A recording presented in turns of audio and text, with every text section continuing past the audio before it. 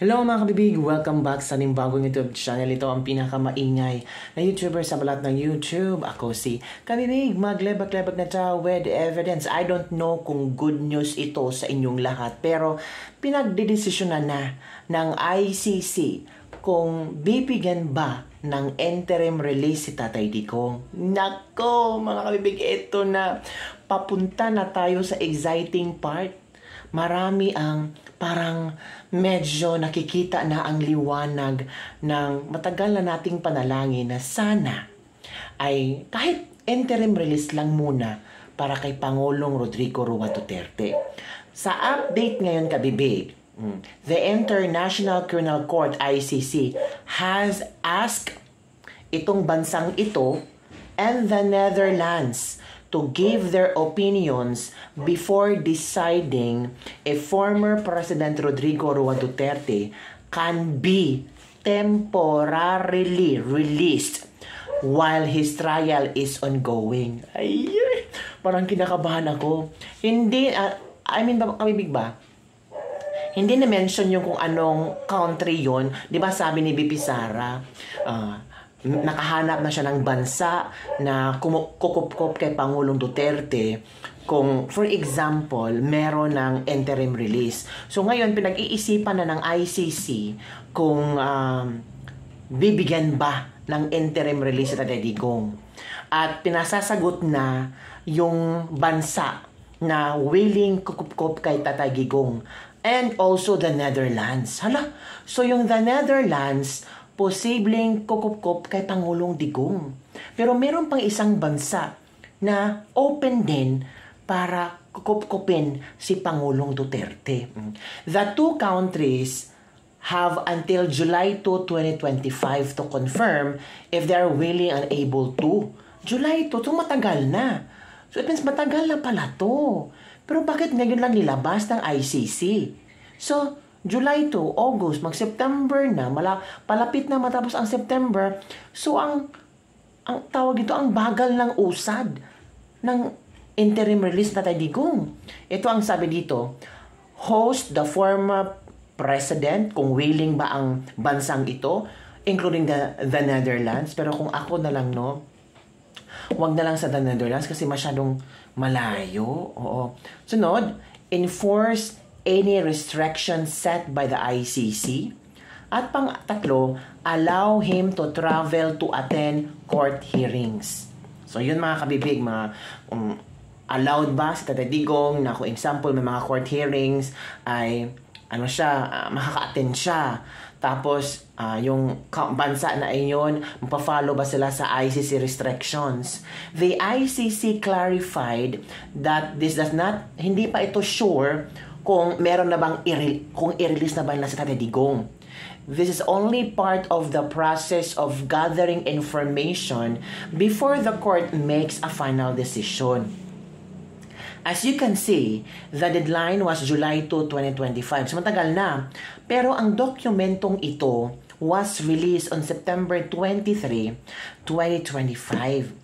What this means? Meaning, with their responses now in, the process is moving forward.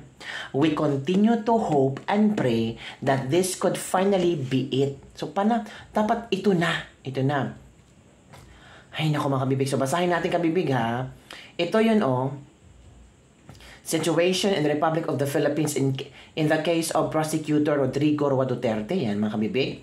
For this reason, the Chamber hereby invites to provide the observation specified in paragraph 5 of this order by not later than July 2. So matagal na palang na-process to. Invites the Kingdom of the Netherlands to provide the observation specified in paragraph 6 of this order but not later than July 2. Order the registrar to immediate transmit the present order. Order the registrar to immediately filing. Ito mga ganyan mga kabibig. So it means mga kabibig na na-work out na talaga ang tawag nito, ang interim release na Tatay Digong. Ang kulang na lang ay yung final na desisyon ng ICC. Ito na. Di ba nauso na yung mga kabibig, yung welfare check ni Pangulong Duterte na di umano nakakuha ng impormasyon si BP Sara galing sa Malacanang na meron daw mga tao ni Marcos na pumunta at bumisita sa ICC detention cell ni Pangulong Duterte at kalerke nag-interview pa ni Pangulong Duterte. Pwede ba yun? Ito na nagsalita na si Attorney Kaufman. Ito yung statement ni Attorney Kaufman, mga kabibig. I am fully aware of this matter. Alam pala ni Kaufman. Previous visits by consulate officials have been coordinated through the defense, yet this visit was not of more concern. However, is the fact that this visit came in the immediate aftermath of the publication of the defense request for an indefinite adjournment and was, without a shadow of doubt, calculated to obtain intelligence concerning the former president medical condition. Aware pala si Kaufman nito, kabibig. Previous visits by the consulate officials have been coordinated through the defense, yet this was not of more concern. However, is the fact that this visit came in the immediate aftermath of the publication of defense request for an indefinite adjournment and was, without a shadow of a doubt, calculated to obtain intelligence concerning the former president medical condition. The defense is still obtaining information and considering the appropriate legal avenue to address this gross invasion of privacy and attempt to subvert the legal process by exploiting the detainee's medical infirmity. So, kakasuhan nila. Oo. Kung ako si BP Sara, kakasuhan ko. Kasi, parang inabuso na ang human rights ni Tatay Digong. The same time, hindi in-inform ang immediate family na merong mga taga-konsulado o nakaimbahada ng Pilipinas sa the Netherlands na pupunta sa Pangulong Duterte, mag-welfare check, tapos mag-interview. Kaya nga sabi ni Attorney Kaufman, we are still obtaining information and considering appropriate legal avenue. So, legal processes. So, posible kaya nilang kakasuhan? Kung ako si BP Sara, kakasuhan ko ang ICC. Kakasuhan ko yung mga taong kumuha ng impormasyon laban sa aking ama na wala man lang konsultasyon galing sa amin. Diba? Because they are exploiting Pangulo Duterte medical infirmity. If this visit was as innocent as claimed, which it most certainly was not, then I expect the consulate in The Hague to disclose the report made its entirety. I have as of an hour ago, demanded to see this report which is being withheld from me. So, grabe mga kabibig ha. O dalawa na ang ating pinag-usapan ngayon. Si Attorney Kaufman nagsalita na talaga na parang ginago kami. Na parang ginawa kaming tanga, na parang pinatulog lang kami, tapos sila hinay-hinay na pumasok sa ICC, itong konsulado sa The Hague, Philippine Embassy. Of course, may order ito galing kay Marcos. Buti na lang talaga nagsalita si BP Sara. Diba? So, si Attorney Kaufman demanded kung ano man ang nakuha yung impormasyon, ibigay sa amin. Titingnan namin. Kung wala kayong ibang gagawin kay Pangulong Duterte, kung inosente man ang inyong ginagawa or hindi man inosente ito, naku, kailangan nyong mag-submit sa amin ng mga impormasyong nakuha niyo. Lalo nang na-interview nyo si Pangulong Duterte, which is against the law. Illegal yan. Kasi wala kayong patnugot. So, paano yan kabibig? So, ang ICC dapat managot din dito. Ay, may ano ko ha, may theory ako ha. Baka nilabas ng ICC itong nag-wait lang sila ng final ba na resulta para sa interim release kasi may kasalanan ng ICC kasi pinapapasok nila itong mga konsulado sa embahada ng Pilipinas sa The Hague sa detention cell ni Duterte. So para matabunan iyon, baka later on maka-interim release na sa Tatay Digong.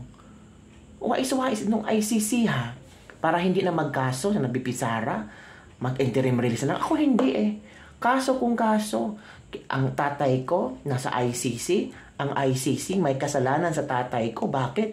Hinayaan yung pinapasok itong mga taong ito para sa check, medical check, yung ginagawa nyo. Tapos in-interview nyo pa si Tatay Digong. Ano to? Ha? Gaguhan lang? Akala namin safety yung tatay ko sa loob. Hindi natin alam kung meron bang ginawa sila na hindi maganda. Diba, kabibig? So, yan, makabibig ang statement ni Attorney Kaufman. Diba? Ito sinabi ni Attorney Kaufman ha. I am fully aware of this matter. Previous visits by consulate officials have been coordinated through the defense, yet this was not of more concern. However, is the fact that this visit came in the immediate aftermath of the public, after na public ang defense na ito ang nangyari kay Pangulong Duterte, nagbisita na. Bumisita na ang mga consulate ba?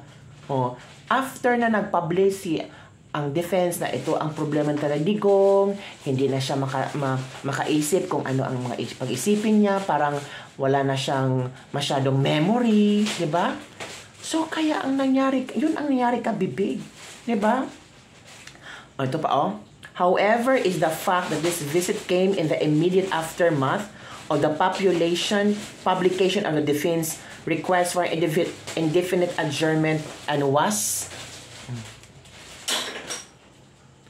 without a shadow of doubt, may ako tinapon na lapis, calculated to obtain intelligence concerning the former president's medical condition. So halatang scripted. So hinayaan lang ng ICC na papasukin itong mga consulate officials. 'Di ba? At sinabi ni Bibi Sara, ang mga Marcos yan. Nako. So sina Kaufman, they're trying to obtain mga information, video, CCTV cameras. Pwedeng makuha niyo yun, Kaufman, na pwedeng gamitin nyo in case na gusto kayong magkaso sa mga consulate officials. Diba, kabibig? So, yun lang, kabibig, ang ating libak-libak for today. Sana, no? Kung ako nagbipisara, no, kasuhan ko itong mga taong to, mga abusado to, mga walang hiya, walang respeto kay Pangulong Duterte. Ano bang ginawa ni Pangulong Duterte sa inyo? Talagang sinunod nyo ang gusto ni Marcos? So, bali yung konsensya nyo, para talagang wala kayong konsensya. Diba? Yung tao nga, suffering from illness, si Pangulong Duterte, tapos sinakyan nyo pa. Bakit? Praning na si Marcos. Napraning si Marcos. Kasi kung ano ang mangyari kay Pangulong Duterte, siya talaga ang pupunteryahin ng mga tao, pupunteryahin ng mga DDS. Kaya, to make sure na kung ano man yung pinapublicize ng defense team na ganito si Pangulong Duterte, chinek niya kung totoo. At ito naman mga oto-oto ng mga opisyales, pati ang ICC, hinayaan para makakuha ng impormasyon. Kaya, tinitingnan ngayon ni Atty. Kaufman kung posible bang kakasuhan ang mga taong ito. Kasi this is gross invasion of privacy and attempt to subvert the legal process by exploiting the detainee's medical infirmity. Which is tama. Diba? So, sabi dito, if this visit was innocent as claimed, inosente daw, wala daw itong ibang iniisip, kundi i-check lang si Pangulong Duterte. Uy, maniwala kami sa inyo. Uy, Uy, hindi kami maniniwala. Budolero yung amo nyo. Mas maniniwala kami sa inyo. Para lang ko nang i-check. Ngayon lang kayo mag-check after na-publish ni Kaufman ng ganito ang nangyari kay Pangulong Duterte. Bakit nung first month na nandun si Pangulong Duterte, bakit hindi kayo nag-check kay Pangulong Duterte? Bakit ngayon lang kayo nag-check niya? Sinabi ng defense team na merong sakit si Pangulong Duterte. Bakit ngayon lang kayo nag-check? Anong klaseng drama meron kayo? So, akala nyo mauuto si BP Sara? Nek-nek nyo? Sabi ni BP Sara, hindi nyo ako mauuto. Ngayon lang kayo nag-concern? Pinadala nyo nga ang ama ko sa ICC? Tapos ngayon lang kayo nag-concern? No need for your concern and we don't need your concern. We don't need your care para sa ama ko. So ngayon, kung ako si BP Sara, kakasuhan ko mga taong ito. Kakasuhan ko talaga to. Diba? So sana ang konsulado ay magbigay ng impormasyon kung ano man nakuha lang impormasyon kasi in-interview na si Pangulong Duterte. In-interview. Yun ang sabi ni BP Sara, in-interview si Pangulong Duterte, nag-check up daw sila. Diba? Translation sa English lubos kong nalalaman ang mga bagay na ito. Ang mga naunang pagbisita ng mga opisyal ng konsulado ay naikoordinato sa depensa. Subalit, ang pagbisitang ito ay hindi. Pasikretong pagbisita. Ang mas nakababahala ay ang katotohanan ang pagbisitang ito ay naganap agad matapos na mailathala ang kahilingan ng depensa para sa walang takdang pagpapaliban at nang walang bahid ng pag-aalinlangan ay sadyang isinagawa upang kumuha ng impormasyon tungkol sa kondisyong medikal ng ating Pangulo. Patuloy pang kumukuha ng impormasyon ang depensa at pinag-aralan ang nararapat na legal na hakbang upang tugunan ang labis ng paglabag na ito sa pribadong buhay at pagtatangkang guluhin ang proseso ng batas sa pamamagitan ng pagsasamantala ng karamdaman ng isang detainee. Kung ang pagbisitang ito ay inosente, gaya na kailang sinasabi, na tiyak na hindi naman, inaasahan kong isisiwalat ng konsulado sa The Hague ang buong ulat ng kailang ginawa. May isang oras na ang nakaraan mula ng tahasan kong hilingin na makita ang ulat na ito na hanggang ngayon ay kanilang itinatago sa akin. Nakakalungkot ang nangyayari. So, ang konsulado ng Pilipinas sa The Hague ay talagang tumutulong kay Marcos. Sabi, no? Mga walang konsensya, walang puso. Sana, kung ano yung nararamdaman ng Duterte, no? Times 10 ang mararamdaman niyo. Oo, maraming nagpipray kay Pangulong Duterte. Sabi dito ng isang netizen, pwedeng magsampa ng formal protest sa ICC para erase ang issue ng invasion of privacy and subversion of legal process. Pwede nilang gamitin ito bilang arguments na may dirty tactics laban sa kanilang kliyente na posibleng magpalakas sa motion na ipagpaliban ang kaso. Posible, mga kapipi. Posible. Diba? Hala, wrong move. Sobrang wrong move talaga ang ginawa ng konsulado. Sobrang wrong move talaga. Diba? Ito pa. Duda ko, si Tiriling ang pumasok doon kasi nandun siya Ewan ko. Ay nako. Pati mga opisyal ng embahada doon nagpapagamit. Sana naman ay malinis ang kailang pakay for the welfare of PRRD. Ngayon lang, for 6 months na dyan ng Pangulong Duterte, ngayon lang, okay ba naman siyang i-trial, wag traidoran? Who knows kung ano ang mga in-inject sa kanya dahil lang sa power and greediness, umabot na ang Pilipinas sa ganito.